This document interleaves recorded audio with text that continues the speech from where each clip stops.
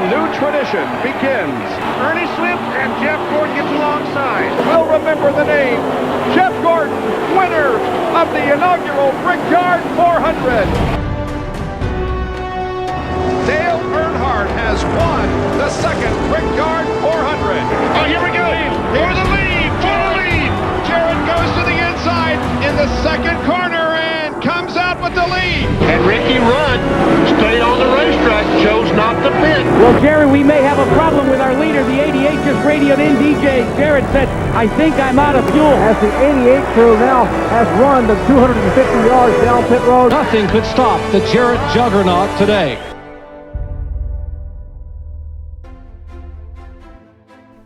Hello one and all, I'm Matthew Owens, and welcome to 30 years of thrills and history, the history of the Brickyard 400, a 5-part podcast series.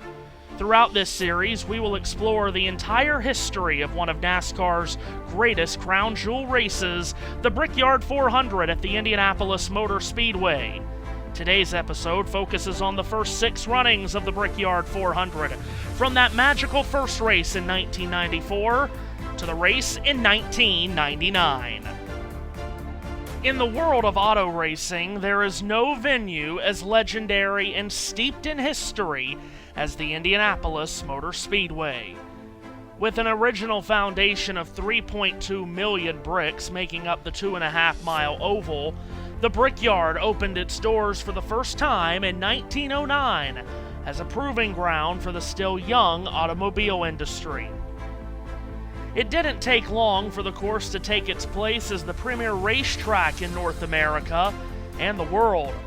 Just 2 years after its opening, the Indianapolis Motor Speedway hosted an endurance classic, a 500-mile race for the first time in May of 1911. A race that would eventually become universally known as the greatest race in the world, the Indianapolis 500-mile race. It was in that race, on the biggest stage in the sport, where legends were made through the exploits of drivers like Ray Haroon, Louis Meyer, A.J. Foyt, the Unzers, and Rick Mears. With tradition set in stone, Indianapolis was ready for a new tradition to start in the early 1990s. Rumors swelled and quickly turned into truth. The Great Speedway would welcome NASCAR stock cars starting in 1994. The first Brickyard 400 at Indianapolis was the true definition of an event with a capital E. Nearly 90 cars were entered to attempt to qualify for the historic race, and it didn't take long for the Brickyard to deliver its first major surprise. Let's see how his trap speed is in the North Chute. 163 for Earnhardt, 165 for Mast. Here he comes. It's going to be close. Hustling to that checkered flag. Mast completes the run. He's 2 miles an hour quicker in turn 4. I think you beat him, Bob. We'll see when the official time comes up. Yes, he did. 172.414, a 52.200 second lap. Well, I'm standing with a man who has waited patiently and now broadens that smile. Rick Mast, it's been a long wait, but congratulations. Thus far, you're on the pole. Yeah, it's a guessing game day, Jerry. You know that we started out practicing at 9:30. We practiced, I think, for 3 hours. The track changed, I know, 360 degrees twice. You know, this thing, I don't believe ever had this much rubber on it. And the track was tight, and then it was loose, and it got tight, it got loose, and then it rained. You know what I mean? So it washed a lot of the rubber off. So none of us really knew exactly what to do. It's just a guessing game, and you know, it's a good lap for us. We'd hope to run a little quicker, but at least that should get me in the front, somewhere in the front starting grid anyhow. You were 2 miles an hour faster than Earnhardt through the traps. I mean, a lot faster than Earnhardt's Chevrolet. We ran, you know, we were here last week for 3 days testing. AJ was here with me one day, helped me a good bit, and the biggest thing was just here getting track time and working with the car. This is a brand new car. The guys took some ideas we had from a couple other cars, you know, and put on this car. And the guys worked night and day getting this baby ready to run here. And, you know, so far it's running real good. You know, we got Saturday. That's the big deal, man. This pays $50 to win today, but it's $500 for Saturday. That's what I'm after. Virginian Rick Mast, who sold a cow to buy a race car as a teenager, upset Dale Earnhardt and the rest of the massive field of drivers by winning the pole for the Indy inaugural. by far the biggest moment of his racing career.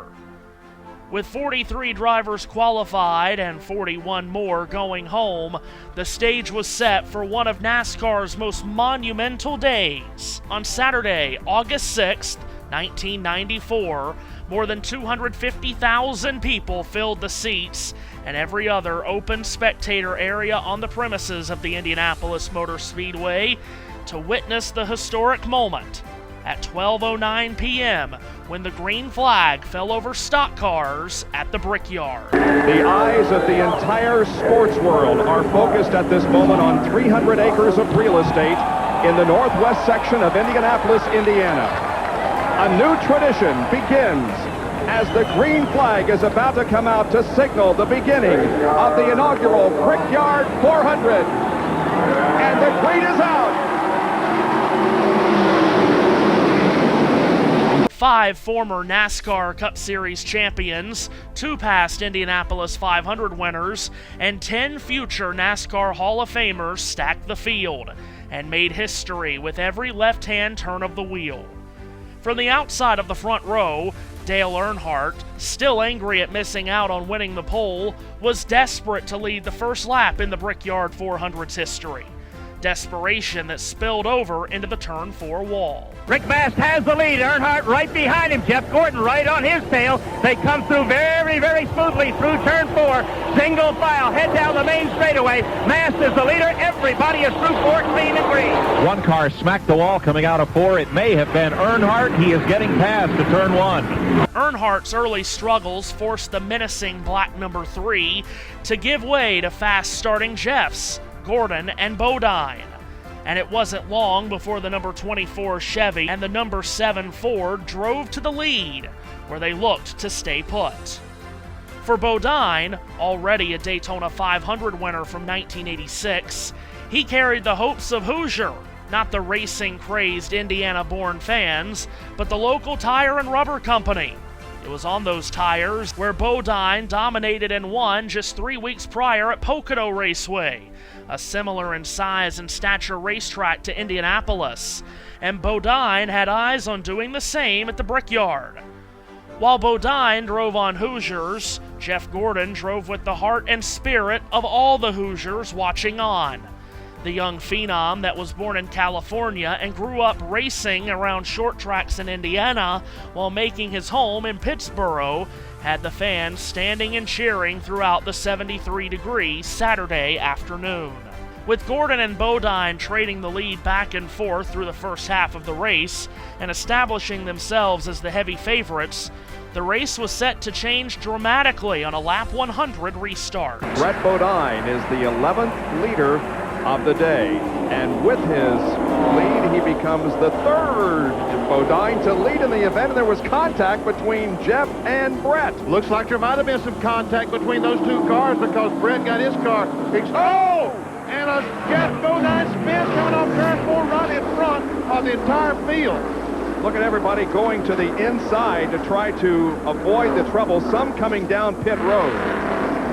Well, you saw there contact between brothers, Brett and Jeff. There was minor contact of the 2 in Turn 3, and when they come off Turn 4, it looked like there was more contact, and Jeff spun around in front of the entire field. After the clash between the Bodine brothers, it seemed as if Gordon would cruise to victory. But that message wasn't delivered to Ernie Irvan or Rusty Wallace. The battle right now up in front. Now remember, Rusty couldn't run him down on the track, but got by him in the pit area. They work off the second corner, nose to tail, down the back stretch. Ernie Irvan stays in 3rd position. Rusty Wallace driving the car that's named for his car owner. That's Roger Penske. Gordon down to the inside on Wallace going into 3. He's got the position, and now Irvan tries to tuck down low and can't get Wallace. As they come through the short chute, it's Jeff Gordon leading, Rusty Wallace running 2nd, Ernie Irvan 3rd. And Rusty trying to get him back, comes down low, and Wallace takes the lead back. Ernie Irvan goes low too, but Gordon holds him off there right together, coming down the main straightaway. Hard to believe, Ned.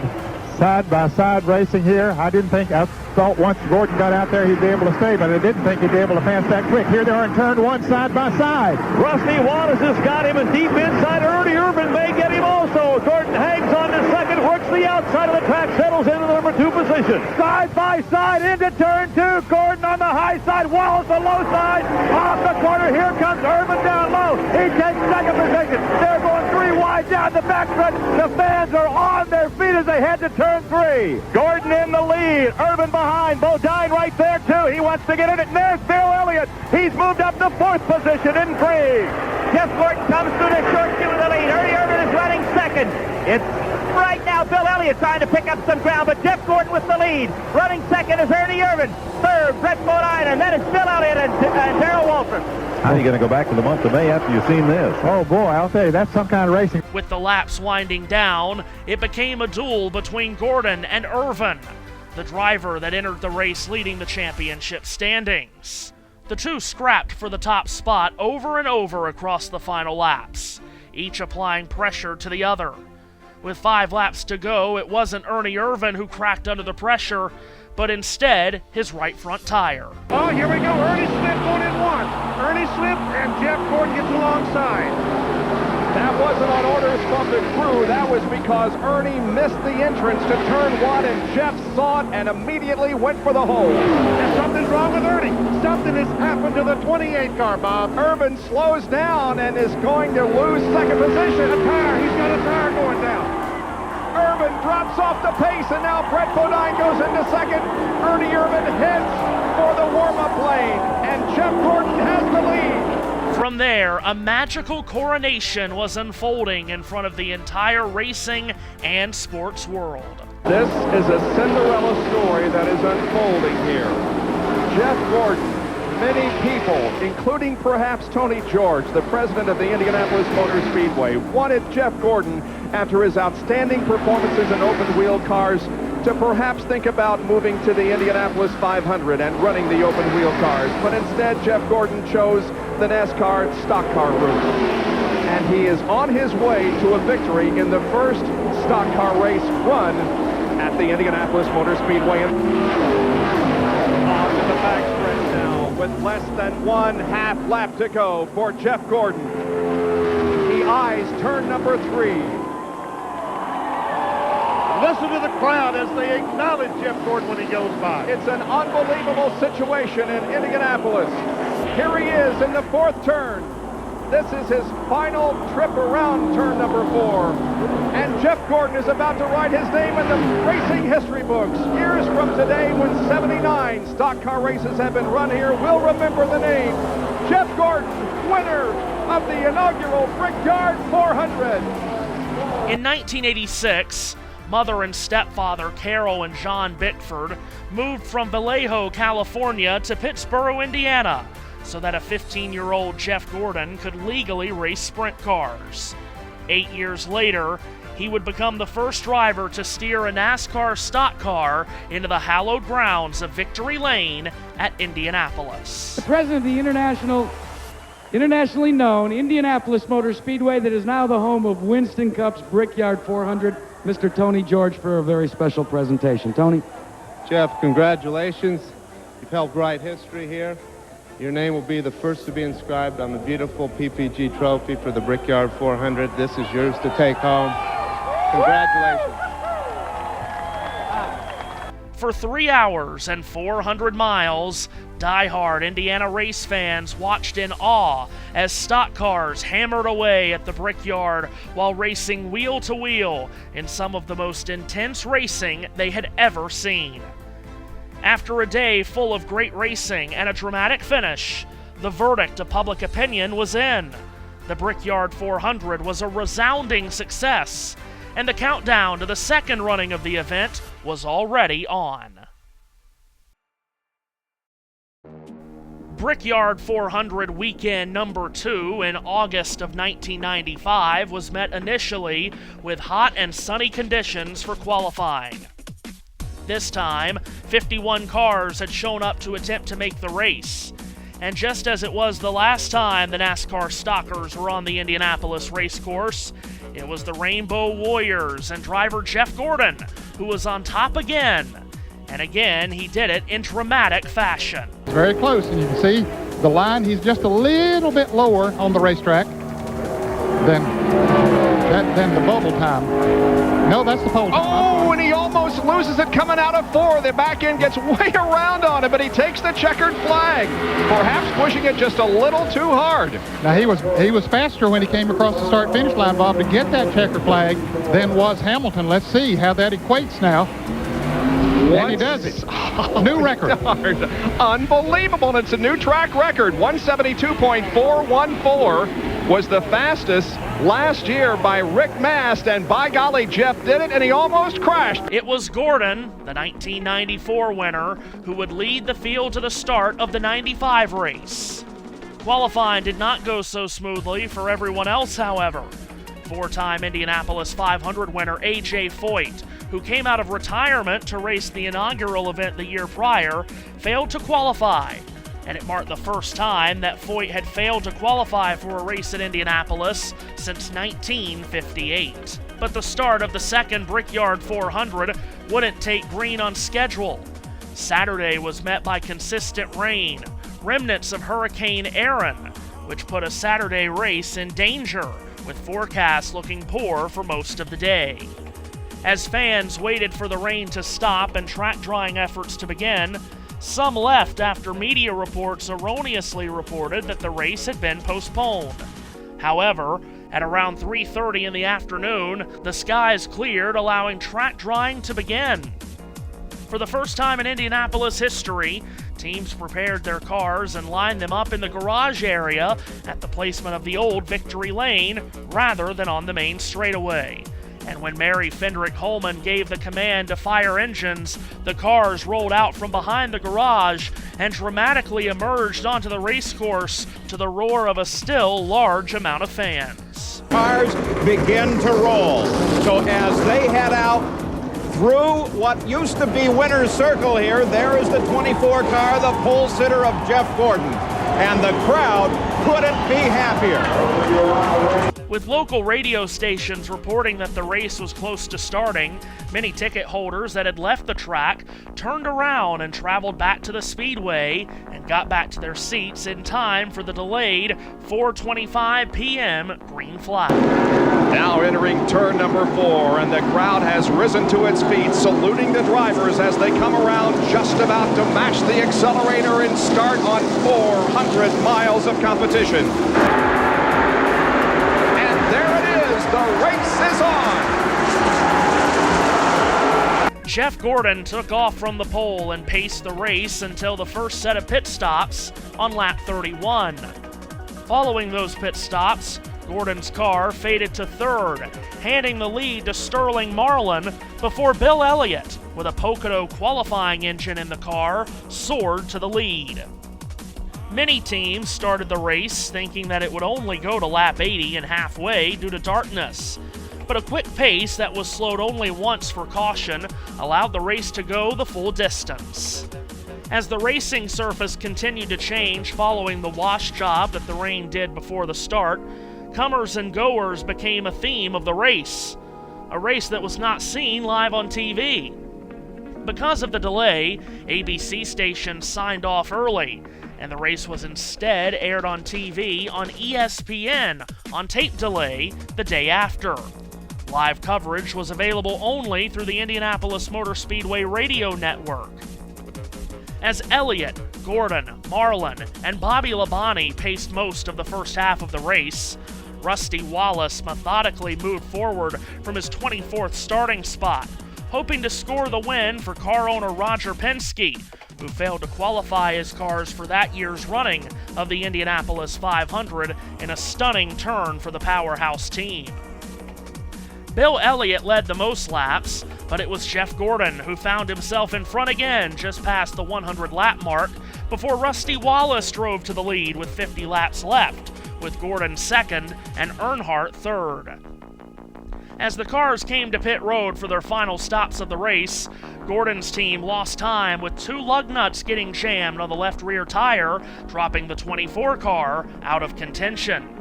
Earnhardt's team completed a clean stop on the next lap, and then on the following lap, leader Rusty Wallace came down pit road. It was a clean stop for the crew, but trouble was waiting for Wallace at the exit of pit road. Got a wheel on pit road, then he ready to roll away. I don't know if it was from Jarrett or from Wallace. One car took evasive action. And all kinds of activity. Oh, and Rusty gets hung up. And he had to stop to miss Rich Bickle. That also is going to slow Rusty Wallace down. Let's see how it all stacks up when it's over. Boy, just a terrible break for Rusty Wallace. But again, the race is not always won on the racetrack. And there's a car smoking in front of Rusty.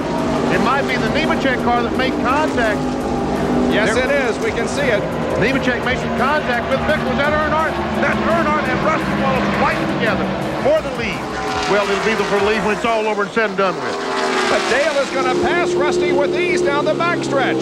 Rusty Wallace was not up to speed as he came back out of the pits. Joe Nemechek and Rich Bickle collided, slowing Rusty up as he dodged the two cars. Then he had to weave through a loose wheel from the Bobby Hamilton pit box. And that's all it took for Wallace to lose the lead to Earnhardt. With Earnhardt now in control of the race, Jeff Burton lost control of his car in turn 2 and spun right in front of Earnhardt and Wallace on lap 133, bringing out the first and only caution of the race. With the sun starting to set and a new record set for the latest the cars had ever been on the Speedway, Earnhardt led Wallace and Elliott to a restart with 24 laps remaining. Earnhardt aggressively dove down to clear the lapped car of Ward Burton and clipped the right front of Ward Chevrolet. Earnhardt held on to the car and to the top spot. Earnhardt and Wallace ran first and second for the remaining 20 laps, staging a duel between the two black cars, as Dale Jarrett, driving the Robert Yates number 28 that Ernie Irvan had run the year prior, charged to third. Wallace rode in Earnhardt's tire tracks for the remainder of the race and was unable to mount a challenge as Dale Earnhardt drove to the most meaningful win of his career to that point. And now for the final time, they come through corner number 4. Dale Earnhardt enters the straightaway and looks for the checkered flag this time, and he sees it. Dale Earnhardt has won the second Brickyard 400. I'm happy to present you with this PPG trophy commemorating your win today. Well, thank you, Tony. Y'all got a great family and a great racetrack tradition up here. I'm glad I'm the second man that won it, if not the first. We really appreciate it. And NASCAR, I guarantee you NASCAR is happy to be here. The win was Earnhardt's 66th of his career as the checkered flag waved at 7:03 in the evening in Indianapolis, marking the first time a driver from North Carolina had won a race at the Speedway.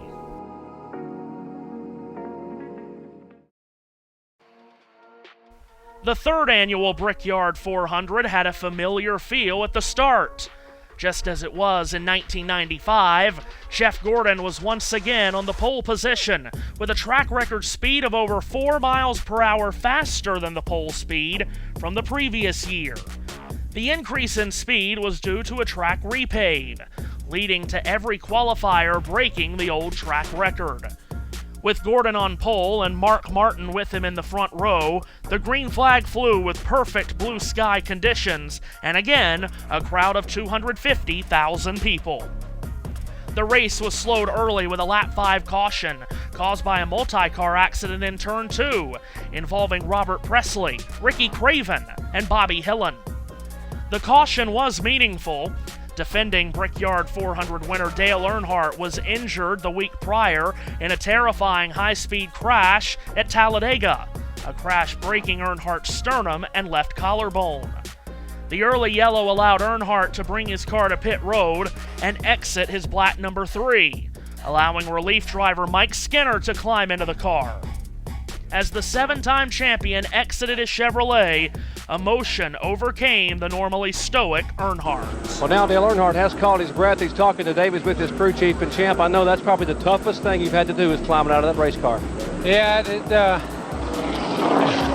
the car was real comfortable, and I wasn't in much pain riding along there, but you know, the plan was to get him in there so just in case anything happened, I wouldn't hurt myself anymore. And dadgum, it's hard to get out of there, Jerry. I mean, you know, it's my life right here. Boy, an emotional Dale Earnhardt. You will never see that. This man loves and lives to race. The race resumed without one of the biggest stars in the sport, and another big star was about to crash out of the race too. It was just past the 20-lap mark when pole sitter, 1994 winner, and championship point leader Jeff Gordon suffered a flat right front tire, putting his 24 car hard into the turn 4 wall.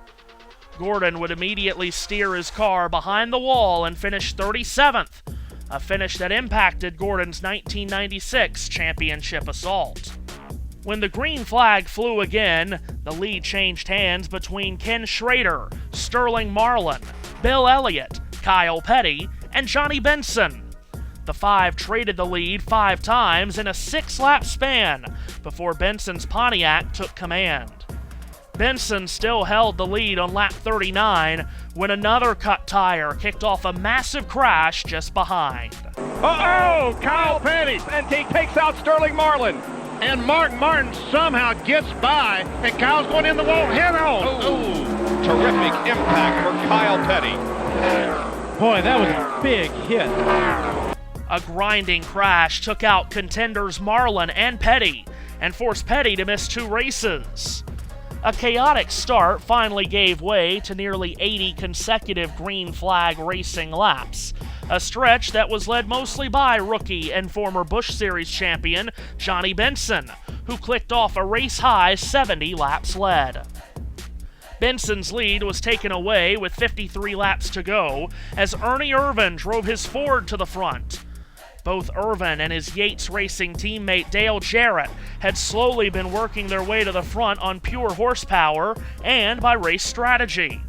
Irvan held on to his lead through a cycle of green flag pit stops before a caution flew on lap 126 for debris, the first caution in nearly 100 laps. Most leaders came to pit road under the yellow, mostly holding position, but not Benson.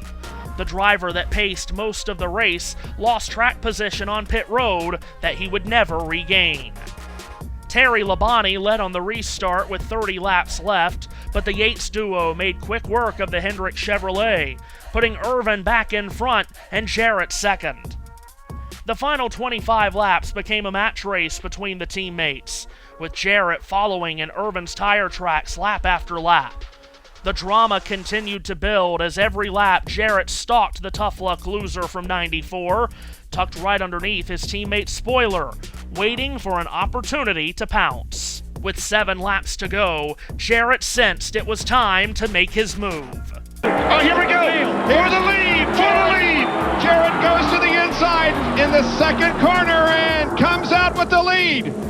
Now it was Irvan's turn to apply the pressure to his leading teammate. And with the drama building to a crescendo, Irvan's time to make a winning pass ran out.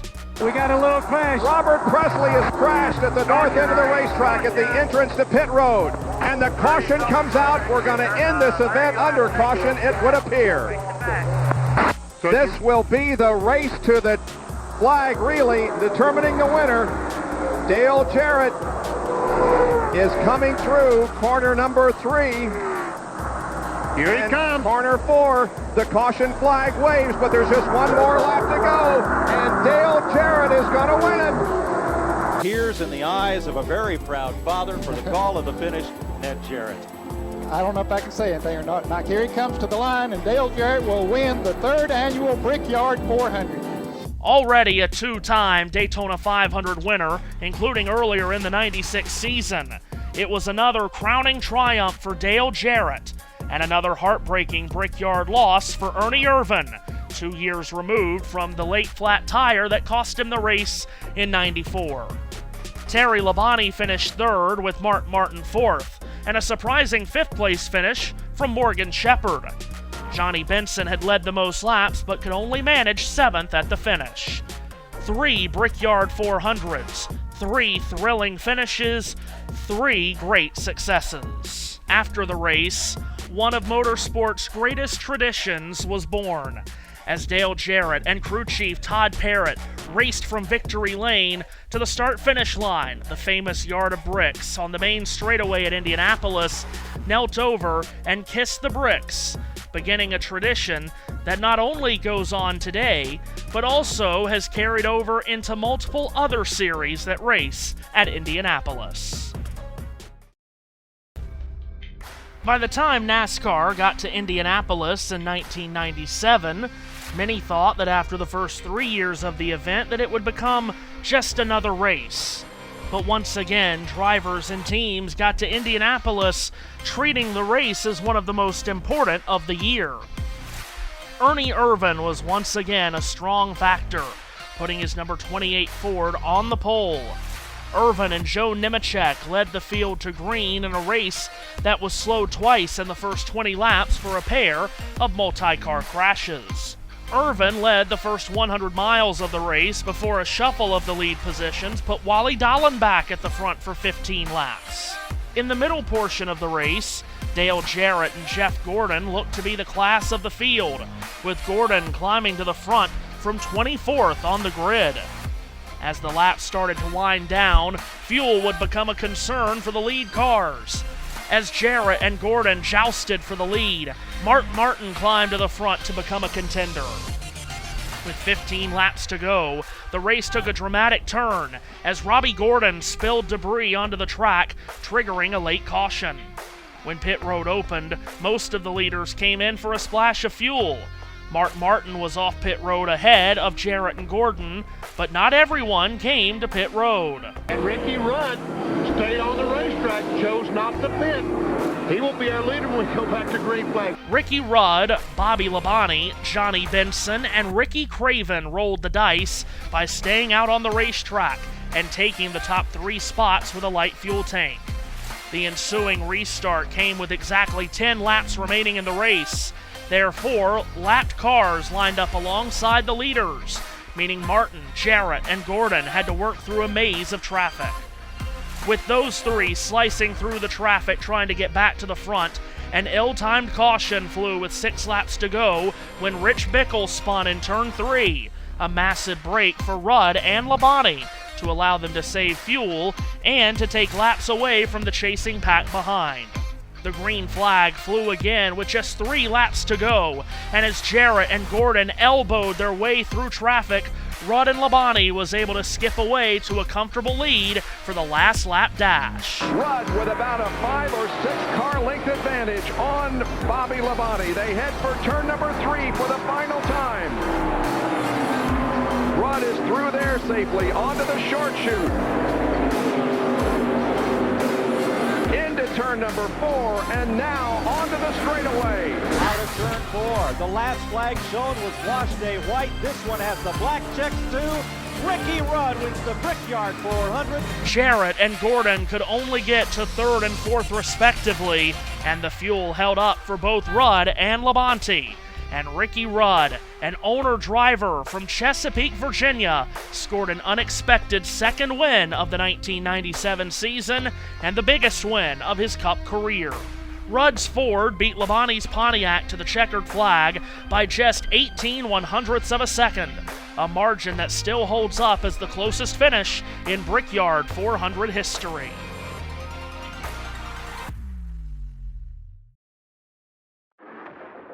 The 1998 Brickyard 400 was the 5th renewal of a race that had quickly become a crown jewel event on the NASCAR schedule. For the 2nd straight year, Ernie Irvan was once again on pole, this time in a new ride for MB2 Motorsports. The top 3 qualifiers were all familiar names from the first 4 Brickyard 400s, Irvan, Gordon, and Jarrett. As the green flag fell, it was that trio that set the pace and asserted themselves as the dominant forces, combining to lead all of the first 80 laps.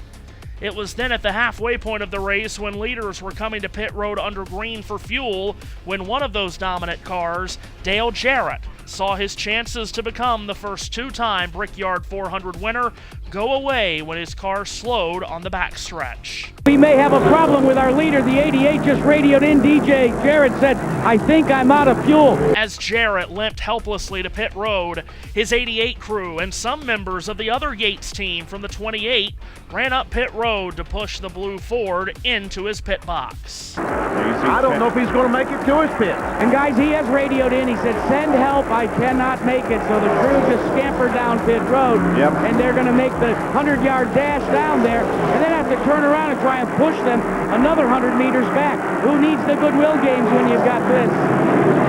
And those guys are not athletes, I mean runners.